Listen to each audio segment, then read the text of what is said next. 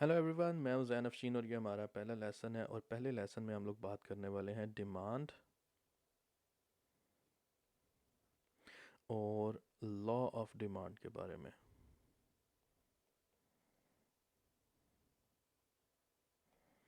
ठीक है, तो डिमांड, उसकी डेफिनेशन बड़ी सिंपल सी है कि whenever a person has an ability and willingness to buy a good or service. ठीक है, जब भी किसी इंसान में इतनी काबिलियत हो, उसकी जेब इजाज़त देती हो किसी गुड या सर्विस को बाय करने की, और वो उस चीज़ को ख़रीदना चाहता भी हो, तो उसे हम लोग इकोनॉमिक्स की टर्म्स में डिमांड कहते हैं। ठीक है, और उसके बाद हम लोग बात करते हैं लॉ ऑफ डिमांड के बारे में।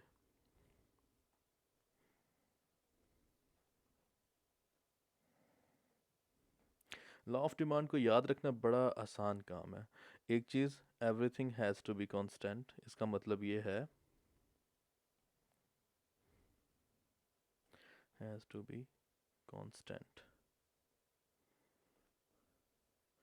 कि सिर्फ एक इकोनॉमिक फैक्टर के अलावा बाकी सब इकोनॉमिक फैक्टर्स सेम होने चाहिए। सिर्फ एक इकोनॉमिक फैक्टर को हमने चेंज करना होता है, और उसको याद रखना इंतहाई आसान है, क्योंकि वो है प्राइस। अगर हर चीज़, आपका मौसम, टेस्ट, हर चीज़ सेम रहती है और आप सिर्फ प्राइस को चेंज करते हैं, तो लॉ ऑफ डिमांड ये कहता है कि अगर प्राइस ऊपर जाती है तो डिमांड नीचे आती है, और इसी तरह अगर प्राइस कम होती है तो डिमांड ऊपर जाती है।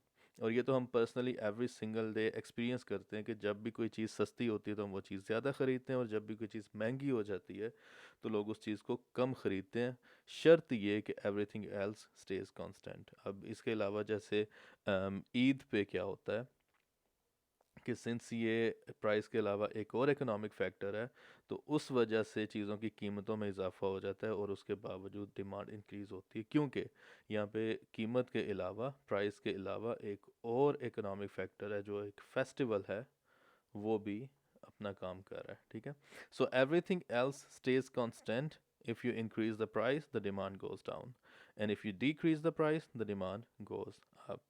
सिंपल सा लॉ ऑफ डिमांड है। अब इसकी मैं आपको एग्जांपल्स दे देता हूँ, या इसको मज़ीद एलेबोरेट करता हूँ आपके लिए। तो उसके लिए सबसे पहले हम लोग डिमांड स्केजुअल बना लेते हैं एक।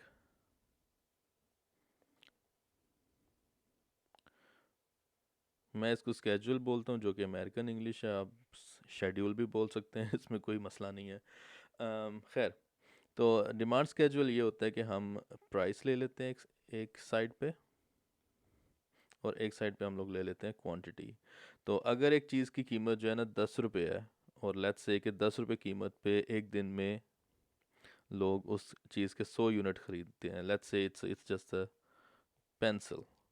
ठीक है, तो अगर पेंसिल की कीमत 10 रुपये, तो एक दिन में लोग 100 पेंसिल्स ख़रीदते हैं, और उसी कीमत की पेंसिल अगर 20 रुपये हो जाती है, तो एक दिन में लोग 80 पेंसिल्स ख़रीदेंगे, और उसी चीज़ की कीमत अगर 40 रुपये हो जाती है, तो एक दिन में लोग 50 पेंसिल्स ख़रीदेंगे। इसी तरह जैसे जैसे प्राइस इंक्रीज़ होती चली जाएगी, लोग कम से कम पेंसिल्स ख़रीदेंगे, और वाइस वर्सा, लाइक इसके ऑपोजिट भी, अगर प्राइस कम होती चली जाएगी तो लोग ज़्यादा से ज़्यादा पेंसिल्स ख़रीदेंगे।